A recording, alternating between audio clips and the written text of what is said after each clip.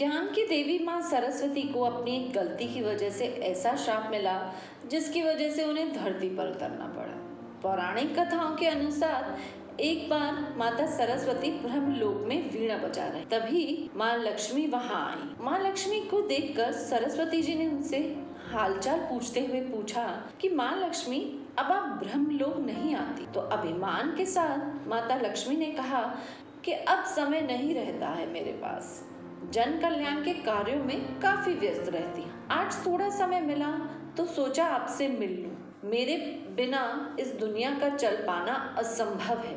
मुझे भी अगर आपकी तरह सिर्फ वीणा बजाना होता तो शायद मेरे पास भी समय होता। माता लक्ष्मी की अहंकारी बातें सुनकर माँ सरस्वती ने उनसे कहा कि ये तो सच है कि आप वैभव की देवी हैं, लेकिन फिर भी आपको चंचला कहा जाता है क्योंकि आपके पैर एक जगह टिकते ही नहीं। लेकिन मैं तो बिल्कुल अलग हूँ। मैं ज्ञान की देवी हूँ। मैं जिस जगह जाती हूँ वहाँ हमेशा के लिए बस जाती हूँ। आपको तो कोई चुरा भी सकता है, जबकि मेरे ज्ञान को बांटने से तो मैं और बढ़ती हूँ। आगे उन्होंने माता लक्ष्मी से कहा कि मेरे बिना तो यज्ञ और मंत्रों के बिना भगवान विष्णु की पूजा भी अधूरी है।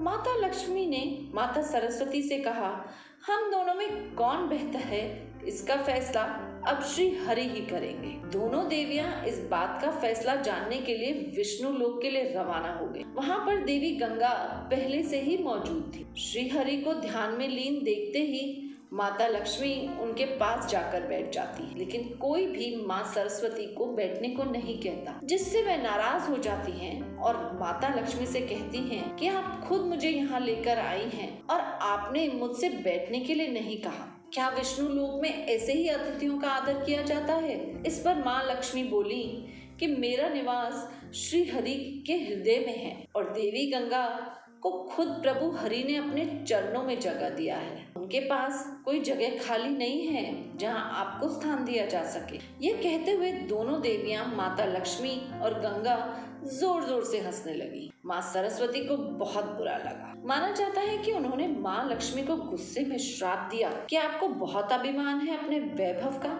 और श्रीहरि के हृदय में होने का, तो अब देखिए मैं आपको यहाँ से दूर कर दूंगी। इतना कहकर माँ सरस्वती ने माता लक्ष्मी को श्राप देते हुए कहा कि आप विष्णु लोक छोड़कर धरती पर चली जाएंगी और आप तुलसी के रूप में जन्म लेंगी, जहाँ जाकर आपका भगवान विष्णु से कोई संबंध नहीं रह जाएगा। धरती पर आपका विवाह असुर से होगा। वहीं माता लक्ष्मी को दिए गए श्राप को सुनकर देवी गंगा को माँ सरस्वती पर क्रोध आ गया। उन्होंने माँ सरस्वती को श्राप दे दिया कि वह धरती पर नदी बनकर प्रकट होंगी। दोस्तों, ये श्राप का सिलसिला यही नहीं थमा।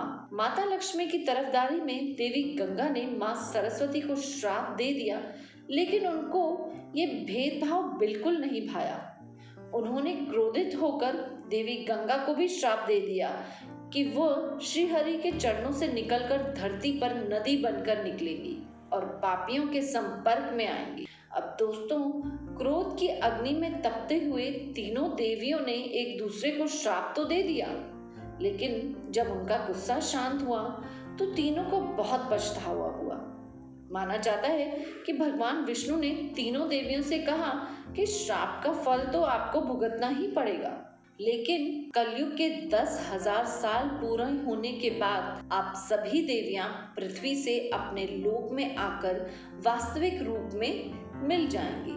इस बीच आपको अपने अंश से नदियों के रूप में अवतरित होना पड़ेगा। देवी लक्ष्मी तुलसी का पौधा बनेगी। माना जाता है कि देवी सरस्वती अब अपने लोक को लौट चुकी और अब गंगा के स्वर्ग लौटने की तैयारी चल रही है। तो दर्शकों, कैसी लगी आपको ये कहानी?